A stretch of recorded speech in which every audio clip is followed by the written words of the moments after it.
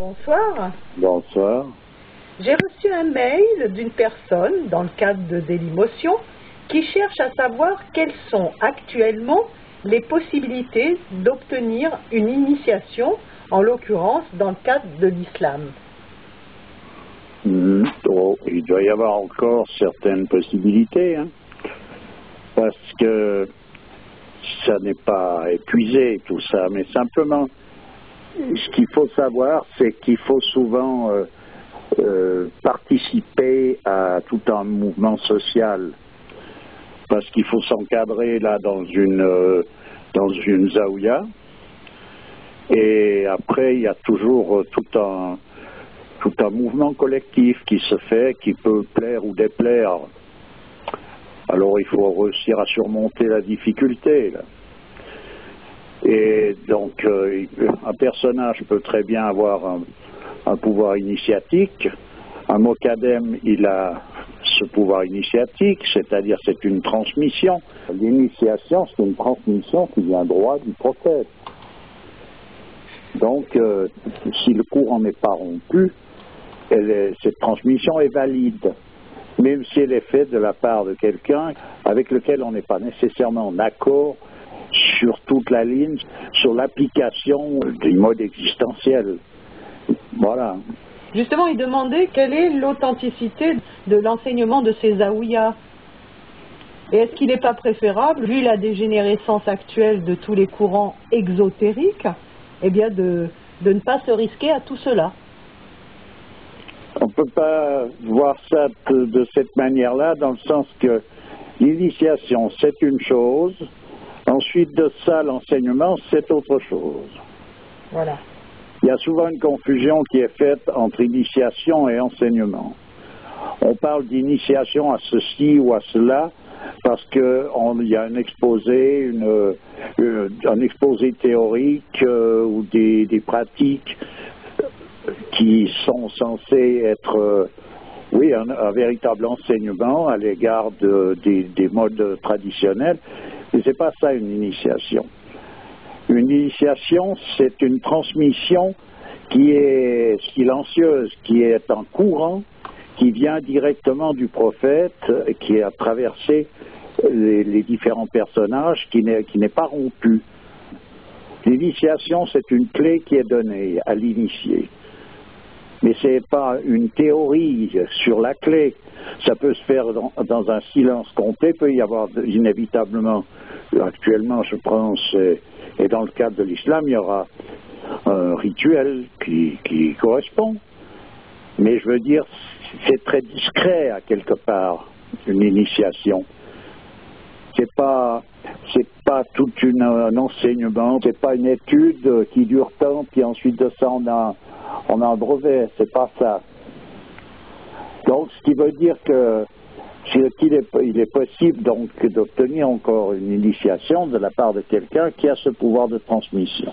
À partir du moment où quelqu'un est mokadem, il a ce pouvoir de transmission. Voilà, un shir ou un mokadem, il a ce pouvoir de transmission. Alors, qui sera authentique. Oui, c'est comme un prêtre qui a accompli un rituel. Il peut très bien, je dis ça parce que ça ne veut pas dire que c'est le cas nécessairement, mais je veux dire, un prêtre par exemple qui a accompli un rite, ce rite est valide s'il le fait correctement parce qu'il l'a reçu lui-même, c'est de la transmission de la validité de ce rite par rapport à la situation dans laquelle il est, voilà comment les choses doivent aller. À présent, même si lui n'y croit pas même. Ah oui, d'accord, oui. Un baptême, même si celui qui baptise ne croit pas ou ne sait plus exactement la signification profonde, ça n'empêche pas que ce rite en lui-même est valide. Dieu veille à tout ce qui se produit, qui le concerne. Oui. Alors, si je comprends bien, cette transmission, en fait, c'est chargé d'un potentiel vibratoire. C'est cela qui est transmis. Ben, c'est ça l'initiation. Voilà. Évidemment, quand on regarde un véritable maître qui transmet, par exemple, qui transmet donc une initiation à son disciple, et qu'il l'éduque en rapport à la qualification particulière de ce disciple. Évidemment que c'est les positions idéales qui se trouvent, je ne sais plus actuellement où. Je ne pourrais plus dire où il y a encore un cadre de cet ordre. Mais c'est évidemment que quand tout est conforme, tout est orthodoxe, on ne peut pas faire mieux, c'est entendu. Mais je veux dire, l'obtention de ce courant-là est quand même possible de nos jours, et ensuite de ça, libre à celui qui a reçu une initiation de s'instruire au contact de maîtres qui ont donné leurs explications avec beaucoup de générosité. Le cas d'un homme comme M. Chuon, par exemple, qui était un grand maître, le cas de M. Bourcard et d'autres. Voilà. Donc, en suivant l'enseignement de ces personnages-là, on est en plein dans le mille, quoi, c'est le cas de le dire. Alors, la compréhension de ce que ces personnages peuvent dire sera beaucoup mieux perçue du moment qu'on a reçu cette initiation qui nous ouvre une porte en nous que l'on ne peut pas ouvrir tout seul. Mais comment être sûr que le Mokadem qui se présente comme tel n'est pas un usurpateur et qu'il a reçu une authentique initiation? Parfois, écoute, il y a un moment donné, on ne peut pas faire une enquête policière qui est serrée jusqu'à remonter dans je ne sais pas quel rouage, parce que ça va être une occupation à plein temps qui risque d'être caduque, parce qu'après qui nous dit puis qui nous dit que celui qui lui l'a donné l'avait déjà reçu, etc., on n'en finit plus, tu vois. Oui, mais il y a tellement de zaouïas qui se sont improvisés, alors que bon, pour pas partir dans des histoires, des voies de garage, il faut quand même être un minimum averti, non? Oui, mais le minimum averti, je dirais que à un moment donné, il faut avoir une certaine confiance en Dieu lui-même. Oui, c'est sûr. Voilà, parce qu'il y a toujours un doute possible si on veut regarder la chose, bien sûr. Mais là, en l'occurrence, il faut quand même avoir une certaine confiance, et il y a quand même ces usurpateurs, c'est en général des gens qui cherchent à spéculer là-dessus, soit sur le plan financier, soit sur le plan d'espèce de prosélyte. Ça se remarque quand même bien, l'aspect grossier de ces usurpations est quand même relativement visible.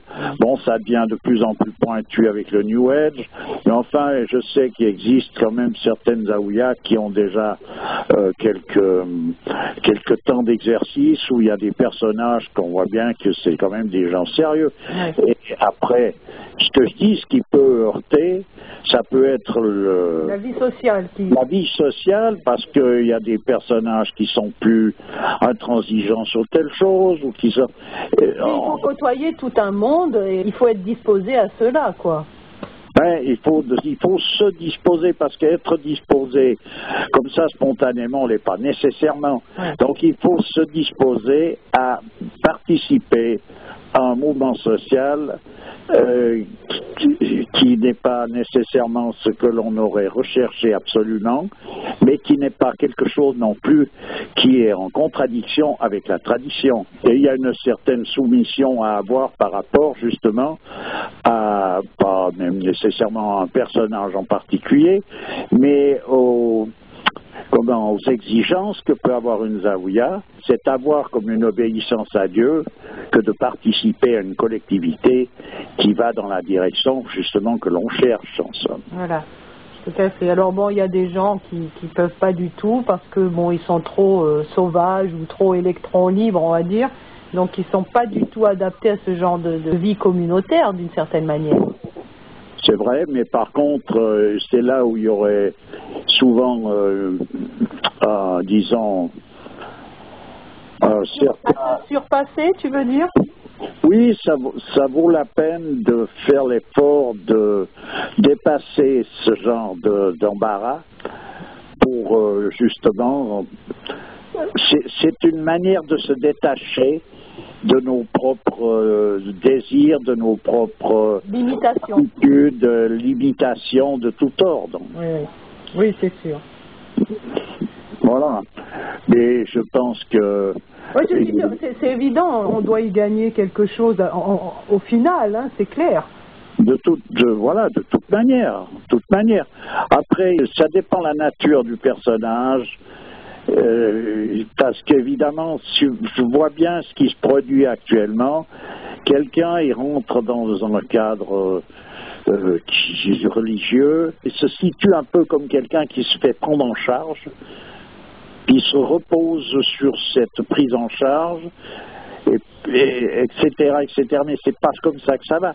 On doit conserver une liberté totale, puis surtout dans le sens d'aiguiser son discernement. Ce que l'on cherche, c'est pas à obtenir une compagnie de quelqu'un qui va nous instruire nécessairement ou nous faciliter la tâche. Ce que l'on cherche avant tout, c'est d'aller au-devant de Dieu. Eh oui. Donc il faut maintenir ce cap-là. Ouais. Et ça ne veut pas dire qu'il faut reculer devant l'environnement ou qu'il ne faut pas accepter la compagnie de cet environnement, mais ça veut dire qu'il faut aller tout le temps au-devant. Ce que l'on cherche, on cherche de Dieu en somme. On ne cherche pas autre chose ou qui que ce soit d'autre. Et c'est dans une micro-société telle qu'on peut les trouver au sein des Zaouïas que l'on peut se dépasser. On est confronté forcément à des épreuves relationnelles, à tout un tas de choses qui ne sont pas évidentes à gérer. Les problèmes que l'on a, on les traîne avec nous où que l'on aille, donc y compris dans cette Zaouïa. Ah ben voilà, c'est justement. Mais ça, de toute façon, et ça est tout un chacun, on se trouve dans cette position-là. Voilà. C'est pour ça que je dis, ce qu'il ne faut pas perdre de vue, c'est que la démarche que l'on fait, elle est pour aller faire un pas au-devant de Dieu. Parce que c'est lui qu'on leur veut rencontrer. Donc de ce fait-là, on n'a pas à mettre de l'eau dans son vin. À cet égard-là, on n'a pas à plier à cet égard-là. Mais par contre, il faut effectivement être plein de mansuétude par rapport à l'environnement dans lequel on évolue, parce qu'on n'est pas nécessairement, surtout, je parle de ça et j'insiste là-dessus parce qu'on vit une époque où on est dans le temps des conflits, ce qui veut dire qu'on est très vite en conflit avec son voisinage. Tout à fait. C'est pour ça, je te disais, on retrouve très vite dans cette micro-société, il y a l'emmerdeur, il y a le dévoué, il y a le maniaque, et on retrouve un peu tous les personnages et on est confronté à ça, tu vois. Bien sûr, mais il ne faut pas s'occuper de ça, voilà. Voilà. On n'est pas, si on va dans une Zaouïa, c'est pour vivre, en tout cas, ce qui correspond à l'approche de Dieu. Donc il y a tout un mouvement qui est intéressant en lui-même sur le plan d'une instruction, dans le sens que de rester, par exemple, le dikr est une instruction. Le dikr. Oui, c'est une instruction, même si ça n'est pas des explications universitaires, c'est une instruction qui va bien au-delà des explications universitaires. Oui. Voilà, donc c'est à considérer à présent ce que les personnages en pensent ou en pensent pas, ou les échanges de pensées, ça c'est secondaire, c'est intéressant parce qu'on participe de la même chose, donc on échange des considérations, on échange des points de vue, tout ça, tout est bien, mais je veux dire, il ne s'agit pas de rentrer dans un cadre comme ça pour aller faire une polémique.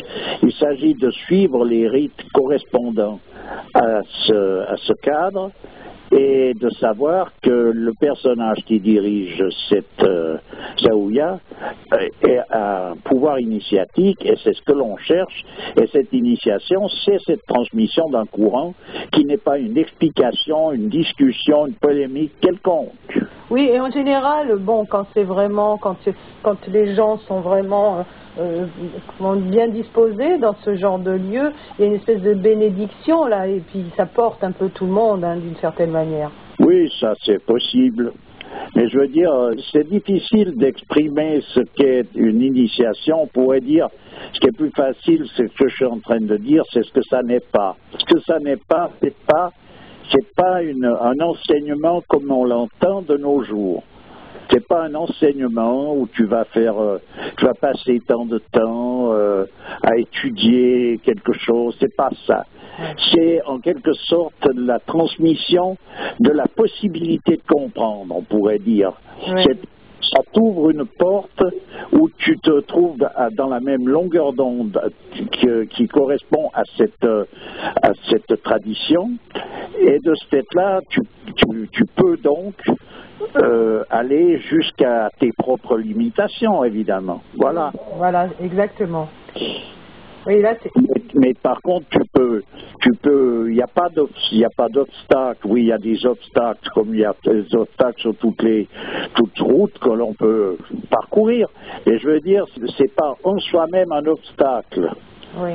Tu vois, quelqu'un qui va jusqu'aux confins de ses possibilités, il a accompli tout ce qu'il avait à accomplir. Il ne peut pas accomplir plus que ce qui lui est imparti. Voilà. Mais ce courant, je l'ai déjà expliqué, ce que représentait, comment symboliquement on peut exprimer ce que représente une initiation. C'est voici la clé de la porte du jardin. À toi, à présent, de cultiver ce jardin. Ben, c'est une très belle image. Suite de ça, l'enseignement se situe dans toute la vie courante, la vie sociale, la vie dans n'importe quelle situation, on est en train de suivre un enseignement. Dans chaque geste, dans chaque détail de sa vie, en fait. Bien sûr, simplement, il faut donc se préoccuper d'obtenir des références. Et ces références, on les trouve justement, on a le bonheur d'une époque comme celle-ci, qui est chargée de misère. Il y a une compensation, c'est qu'on a à notre disposition des écrits des personnages les plus importants, qui sont à la portée de pratiquement toutes les bourses, et qu'on peut trouver un peu n'importe où. Ouais. Voilà, parce que quand je parle d'un homme comme M. Chuon, il faut savoir qu'il s'agit d'un saint qui était donc musulman, qui lui est un grand maître. Il a écrit tout ce qui pouvait être écrit sur l'islam, je crois. Là, en compagnie en plus de ça de M. Bourkart, qui a traduit Ibn Arabi. C'est des merveilles, c'est des perles tout ça. Ouais. Voilà, c'est des perles. Ces personnages-là sont des perles. Leur enseignement est parfaitement, disons qu'il est parfaitement en accord avec la tradition en question. Conforme. Elle est parfaitement en accord total. Et je pense que le prophète approuverait tout ce qui ces personnages-là ont pu dire et peuvent dire. Et voilà. Inch'Allah. J'insiste un peu là-dessus pour dire que il y a encore une possibilité de toucher des choses qui sont l'expression même, on pourrait dire, c'est un cadeau divin, ces choses-là. Ouais. Dieu nous offre cette possibilité-là à une époque où on ne peut pas avoir d'autres possibilités, on pourrait dire. Ouais. Du moment, on ne peut pas, tout le monde ne peut pas aller se trimballer, je ne sais pas où, dans n'importe quel coin de la terre, pour aller vivre dans un lieu avec un personnage qui est censé avoir une dimension de cet ordre. Eh bien, ces personnages-là, ils viennent donc à nous, puisqu'on ne peut pas se déplacer pour aller vers eux, on pourrait dire. Alors, j'ai une question à poser, mais on va faire un autre constat. À tout de suite.